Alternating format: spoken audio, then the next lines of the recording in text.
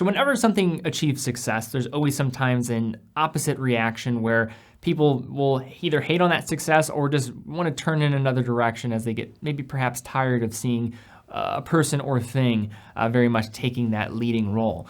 And that's sometimes the case with the Tudor Black Bay. Because it is such a great watch and a great collection of watches for the price range, I think some people maybe perhaps grow a little bit tired. But today we're looking at a watch that I think for the collection of the Black Bay is not favored as much as some of the others, say like the Tudor Black Bay 58 or the traditional models that we'll see unveiled and or rolled out on a lot of people's wrists. But this is the Tudor Black Bay Bronze, and this particular one being a somewhat newer model, or a model that has been now revisited and released for the US market with the Tudor Black Bay Bronze Bucher Edition with a stunning blue dial.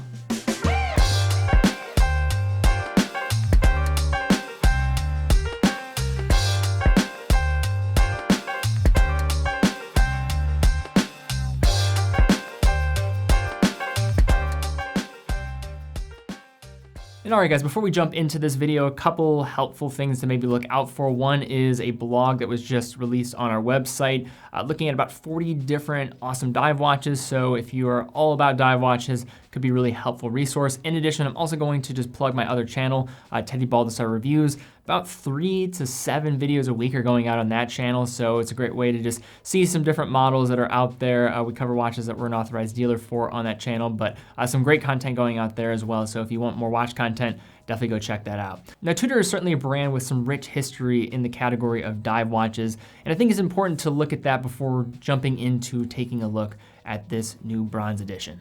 As a bit of background, Tudor's rich history of producing watches both for diving runs in tandem with Rolex's own history of diving watches, with both brands releasing very similar dive watches around the same time, with the Rolex 6204 in 1953, and Tudor with the 7922 was a popular, less expensive alternative to Rolex that gained a great deal of popularity among civilian divers as well as military units from the US Navy and French Marine Nationale. While closely linked to the Rolex model over the decades, the Tudor Submariner does have a bit of its own more daring design heritage, demonstrated by Tudor's signature snowflake handset, unveiled around 1969 with the reference of the 7016, while also being the period in the adoption of the color blue for the brand in their Submariners. While the Tudor Submariner itself was discontinued in 1999, the DNA of Tudor's diving collection was successfully rejuvenated with the Tudor Black Bay collection since its launch in 2012. Now, aside from the new movements, one of the more interesting additions to the Black Bay family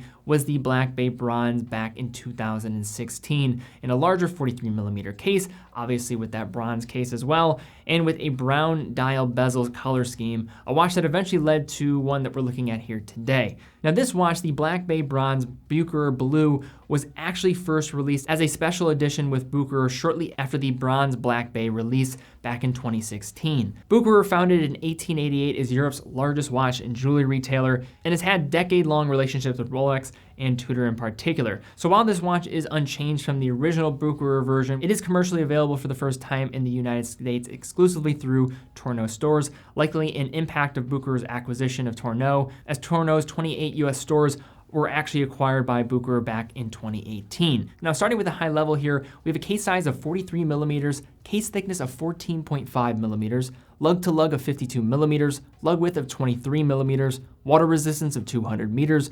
Movement is an automatic in-house Tudor MT5601. Crystal is sapphire, and price here looking at $4,150. Now, for those familiar with the Tudor Black Bay Bronze, they are probably familiar with the fact that these are larger watches compared to even the other Tudor Black Bays that have been rolled out. Looking at the wearability of this piece, we have a case that is exactly the same in terms of visual design compared to the most basic 41mm Black Bay, but like the other Black Bay Bronze models, upsized a bit to a 43mm case.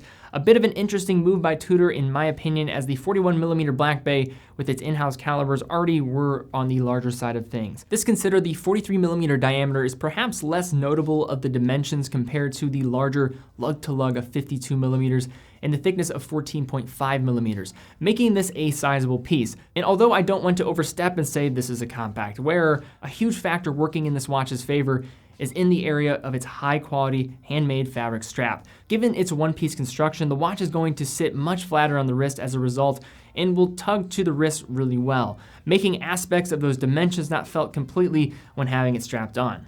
Typically, dwelling on a fabric NATO style strap is not usually something you're going to see, but this one is worthy of it, with the one here featuring sleeves for the spring bars, offering extra security, a bronze single stripe at the center, and bronze hardware to match the rest of the case. Now, bronze case watches have been a bit of a trend over the last few years, and as of late, there's been a ton of other brands that have been throwing their hat into the ring. You can look at brands like Rado with their Captain Cook bronzes, with their new burgundy. You can also look at Oris unveiling a ton of different models with their bicolor Diver 65, their recently unveiled Carl Brashear Caliber 401, and you also could look at the likes of Longines, and that is just scratching the surface. There's a ton out there, but amongst the best, I think, in the category is probably Tudor, and a lot of this is coming down to the actual construction of their bronze cases and actually using an aluminum bronze alloy to have a different aging process. And that is part of the intrigue with bronze watches overall, is kind of that patina and how they will just show their own character over time.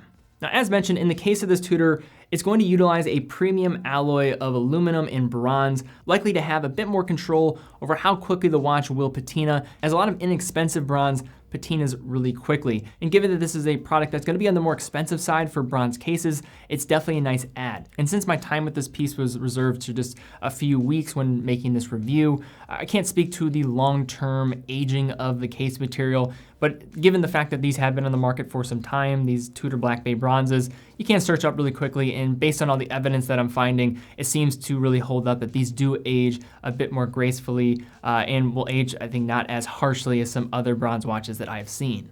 In terms of finishing, this Tudor Black Bay bronze has a brushed finish almost all around, with the matching hairline bevels seen on the traditional Black Bays being present here, and is even more attractive in the case of this bronze option, offering flash while sustaining a tool watch aesthetic. That is further accentuated by the coin edge 120-click Diver's Elapsed time bezel, also in bronze, and its matte dark blue printed aluminum bezel insert. The bezel action, like every other Tudor, is among the best in class, snappy with no play, and satisfying with its audible click. The large crown is of the screw-down variety and matches the famous 7924 reference of 1958, being a member of the Big Crown family of Submariners, also having the absence of crown guards. Interestingly, the closed case back on this piece, which is Bucherer signed and features their year of founding, is steel that is PVD coated, likely to prevent the allergic style reactions that can occur with direct skin friction with bronze sitting directly against the skin. Rather than going full vintage with heavily domed sapphire crystal, this Black Bay bronze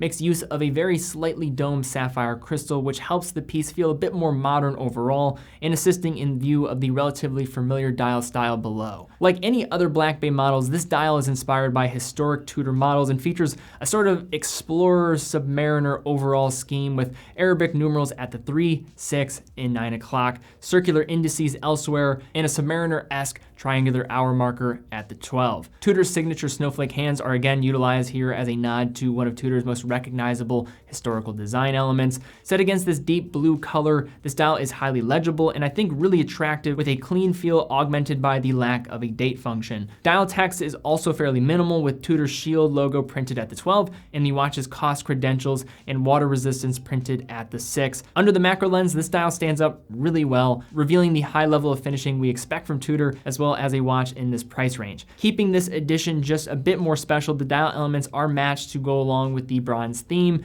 The rims of the applied hour markers as well as the handset match the color of the case, and everything is nicely filled with luminescent material, which shine with fantastic incandescence. Now, the dial is certainly nothing new for Tudor, but it's really attractive and is cohesive with the deep blue dial as well as this matching bronze element to the case. Now, when the first generation of Tudor Black Bays were unveiled back in 2012, they were housed with ETA calibers inside, so you're getting more of the off-the-shelf style movement. Tudor, of course, was using top grade and definitely working them up quite a bit to get some great regulation out of them, but they were, for the most part, just ETA calibers. And that was something that remained pretty true for Tudor throughout the years, for the most part, leaving a lot of the in-house components going to the bigger brother of the two family of Tudor and Rolex.